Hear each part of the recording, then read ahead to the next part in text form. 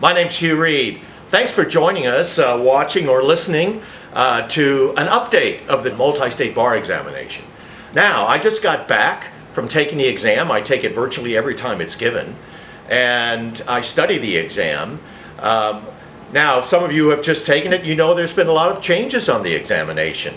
So, I want to give you those, the updates. Now, I hasten to say, I'm prohibited from giving you the exact questions because that would be an infringement of copyright. Indeed, everybody who takes the exam has to certify that he or she takes the exam in order to be licensed in that jurisdiction. And I want to be licensed in as many jurisdictions as I can because I'm the managing partner of a law firm, Reed Law Group Ltd., that provides legal services for servicemen and women around the world. So I want to be licensed in many states. Unlike other law professors, however, who portend to give you advice on the multi-state, I take it on a regular basis, and I've taken and passed over 20 multi-state bar exams. The largest traditional bar review, for which I used to work, has many law professors, including its CEO, who teaches multi-state subjects around the country, has never taken and passed a multi-state bar exam. So, probably doesn't know a lot about it. In fact, I know he doesn't know a lot about it, because I listen to various lectures on airplanes as I fly around the country, and I'm amazed how little they know about the exam. Some don't even know how it's tested on the exam. So what I want to do today is, first of all, provide you some information on the multi-state bar exam. What is it? Secondly, why it's so important. In fact, it's determinative on whether or not you'll pass your bar examination. Third, the types of questions that are being currently tested on current multi-state bar exams. Fourth, the recent changes on the bar exam, and I'll cover them for you. Five, how do you prepare for the multi-state bar exam? How do you prepare for it?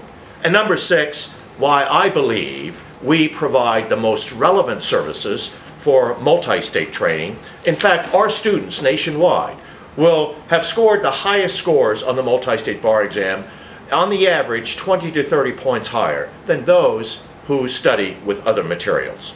So what is the multi-state bar examination? Well, first of all, it's a uniform, confidential, 200 multiple choice question examination. Uniform, meaning it's the same in all 48 states and several U.S. territories. Louisiana and Washington State do not use the multi-state, but all other states do.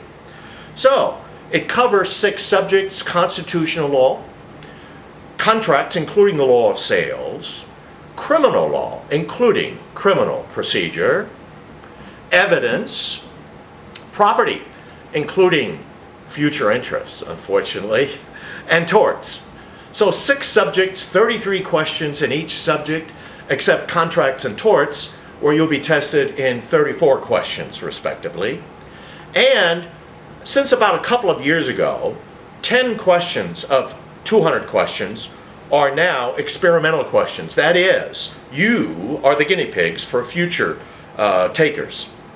So, the number you get correct out of 190 is your raw score, and added to that raw score are a number of points to achieve a scaled score based on the difficulty of that exam. If the group does very well, they'll add less points. If the group doesn't do as well, they'll add less points, so that your score is approximately the same score as candidates who came before you. And that score will be sent to your law examiners or bar examiners, wherever you're taking the examination. So 10 questions are experimental. Up to 60 questions, however, are repeat questions from past exams for statistical equating purposes. That's why it's so important for you to study with materials that are relevant, all right, that someone has actually seen recently and can give you those points that you need. Approximately 70,000 candidates will take this exam per year, and each jurisdiction will take this examination. They'll use it somewhat differently percentage-wise. Most use an equipercentile method, meaning that half of your score will be the multiple choice part, the other half will be your written and essay part. Some jurisdictions, California, 35% multi-state score. Other jurisdictions, Texas, Arizona, 40% of your total score will be the multi-state score. So each jurisdiction will use that multi-state score somewhat differently. But here's how they all use it the same way. And this is very important. All will use it as an early item analysis or early indicator whether or not you'll pass your bar examination. Indeed, the director of testing for the National Conference of Bar Examiners recently said that most jurisdictions only grade essays of those with moderate MBE scores and do not grade essays with very high MBE scores, because those candidates are assured of passing, whereas those with low MBE scores are most assured of failing. Indeed, in 30 years of preparing people for the bar examination, I've never seen anybody with a low MBE score pass the bar examination because their essays brought their scores up. I've only seen people with high MBE scores, and those points will carry over to the essays for candidates to pass their bar exam. So, that is the MBE in a nutshell. 200 questions, multiple choice questions, confidential, secured, all right? 6 subjects, 33 questions in each subject other than torts and contracts, 34 each. 10 questions are experimental. And then your scaled score will be sent off to the examiners. Now, why is it so important? Well, it's so important because it's the most important game that you'll ever play, believe me. It is so important you have to fight for every point. In most states, in fact, all states that I know of, other than Louisiana and Washington who don't use it, it's the key to you passing your bar exam. The higher your MBE score, the more likely you'll pass your exam. States use that early MBE score, they'll get in a matter of days, to segregate potential passers and potential failures. And in some states, you're automatically admitted if you get a high enough MBE score. Other states, you can carry it over for your next bar examination if you achieved high MBE scores. So the higher you score in the MBE, the extra points carry over to your essays. Now, what type of questions are being tested currently? Well, the exam changed a little some time ago, but the 5 types of questions are best of the lot, best of 4 bad alternatives. Second, worst of the lot, the worst of 4 alternatives. Third, dichotomy questions, 2 answer choices holding one way, 2 answer choices holding another. Fourth, we used to see case squibs in criminal law. They gave you cases, and you had to analyze those cases and how they compared to other fact patterns. And fifth, tier type questions, or Roman numeral type questions, where they gave you several Roman numeral propositions, and then you had to pick the best combination. On recent exams, we haven't seen any squib questions, we haven't seen any Roman numeral type questions, but we've seen a lot of 3-to-1 splits. A lot of 3-to-1 substantive splits, 3 answer choices holding one way and 1 holding the other. Now, if you think about it, a monkey with a banana would get 50 questions right out of 200.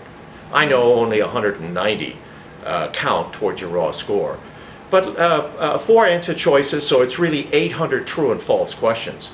Give a monkey another banana, and he would get 50 right. They're only asking us to do about twice as much as well as a monkey, and the average mean score, mean, meaning they've added a number of points to achieve that score, on recent exams has been right around 140. That doesn't mean raw. Raw, probably 125 or thereabouts. Correct. 125, correct, all right? All right, so what are some of the recent changes on the multi-state bar exam? Now listen up, this is important, because if you study with materials that is not reflective of what's being tested, and I promise you that our materials reflect the most recent nuances and fine line hornbook distinctions that are tested on the multi-state bar exam. It's not enough just to know the right answer. You actually have to jump through a second or third hoop in order to analyze the set of answers so that you end up choosing the right answer. Or what we like to say is back into the right answer, because you're deductively eliminating answer choices which cannot be the correct answer. What are some recent changes? Many new changes in criminal procedure. Many changes in criminal procedure. Misprision of felony, allocution in sentencing hearings. That's new terminology. Also grand jury hearings, double jeopardy, search and seizure questions I've already mentioned. So new terminology. Misprision of felony. Well, concealment of a felony committed by another person. Under the common law, it was a felony to hide a treasonous kind of crime. It was a misdemeanor for all other crimes. Misprision of felony has been abolished in most jurisdictions, not the right answer. Allocution in sentencing hearings, the defendant can explain himself, allocute himself, has an absolute right to allocute himself before sentencing is passed. Well, you had to know that, but you also had to know that the right against self-incrimination regarding factual matters at sentencing applies, and a court may not draw adverse inferences about that factual issue from defendant's silence. Mitchell versus U.S. 1999 case. No Latin or foreign terms have been the right answer on recent exams. French terms, profit apprendre, force majeure, throw it away. Sucker choices, right? Red herrings. Even our old friend, res ipsa loquitur, Latin terms, not the right answer, have not been the right answer on recent exams. More and more substantive 3-to-1 splits, I've already talked about. Fact patterns continue to be very long, especially in contracts and property. The evidence questions, good news, short fact patterns, and the plaintiff's names still start with a P, defendant's names with a D, and witnesses' names with a W. In property, the examiners continue to introduce statutes, particularly in recording acts and notice issues. And other concepts that are not covered by general bar reviews include continuing trespass doctrine, or after acquired intent doctrine, riparian water rights, partition proceedings, federal statutory crimes, assignability of mortgages, concomitant wills, how they relate to property transfers, and the Fair Housing Act of 1968. So, you got to know those. How do you prepare for the MBE? Use only realistic questions. Ask whether or not your law professors or the lecturers have taken the MBE recently. Keep track of where you're missing questions according to the outline published by the National Conference of Bar Examiners. And start your studies early. We recommend up to 5 months before the bar examination, because it's true, the early bird does get the worm.